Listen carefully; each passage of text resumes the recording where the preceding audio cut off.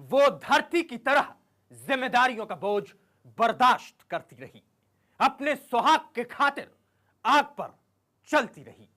मगर दानव दहेज का था, जो उसके त्याग को कमजोरी समझता रहा। हाथ की मेहंदी का रंग अभी उतरा भी नहीं था कि उसे जमाने के दस्तूर ने रिश्तों के मायने समझा दिए।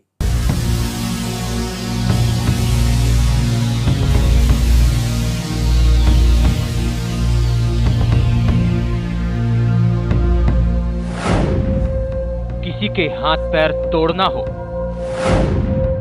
किसी को डिटेल में समझाना हो, या फिर किसी लड़की के बाप को धमकाना हो, बस एक ही नाम, यूपी पुलिस। क्योंकि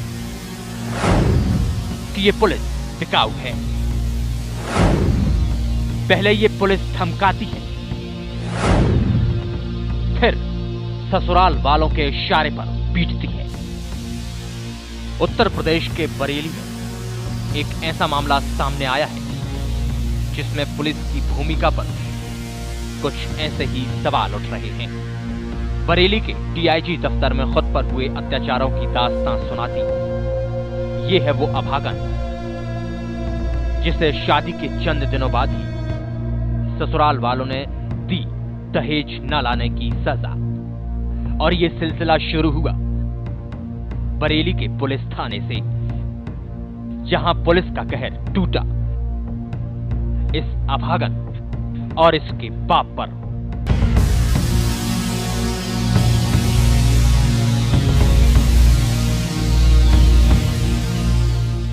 दरअसल वाकया कुछ यूं है।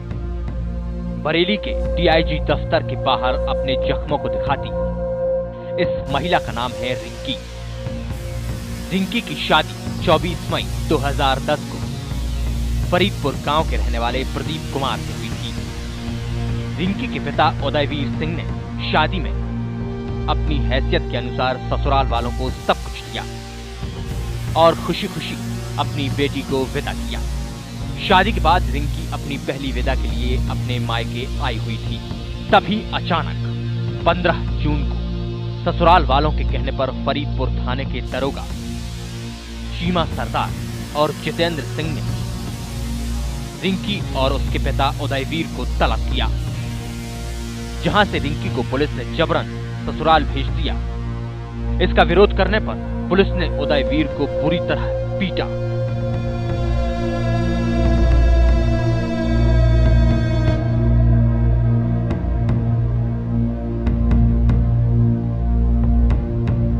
शादी करने में उसको भेजी। दोबारा जब आई तो इसके ससुराल वालों ने इससे सब ताने मारे, बताया ये चीज़ मेरे बाप से कहना, वो चीज़ पैसों की कहा, मोटरसाइकिल की भी कहा।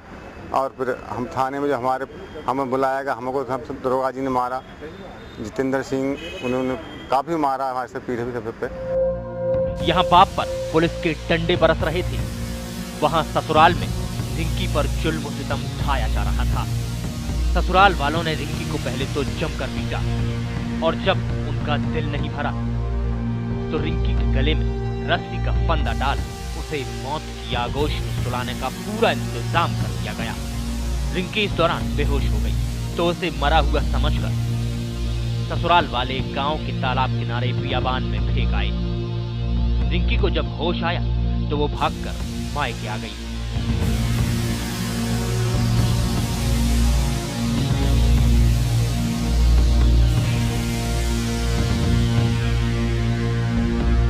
उसके बाद में फिर जब हम वहाँ जा गए थे तो वहाँ फिर हमें रस्सी से गला दबाया और उसको थप्पड़ ऊपर मारे, तो हम मार के तलिए किनारे डाले आए। फिर वहाँ से हम जब होश आया तो हम वहाँ से उठ के चले आए। अब बारी थी उदयवीर और उसकी बेटी पर हुए अत्याचारों के हिसाब की। उदयवीर अनिल प्रताप नाम के समाज सेवी की मदद से डीआईजी दफ्तर पहुंचा, जहां एसपी साहब मामले को गंभीरता से लेते हुए जांच के आदेश दिए हैं। वहीं दोषियों के खिलाफ उचित कार्रवाई करने का आश्वासन भी दिया गया है।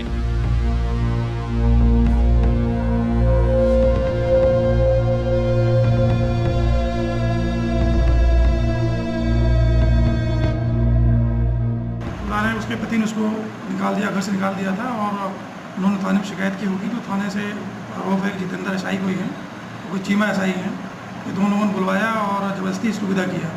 एक पतना पत्र उन्होंने दिया है, उसकी जाँच हम करा रहे हैं। हमने सीओ फैसपूर्वक लिखा है कि सत्यता के आधार पर अगर घटना सत्य है तो उसमें एफआईआर दर्ज करें।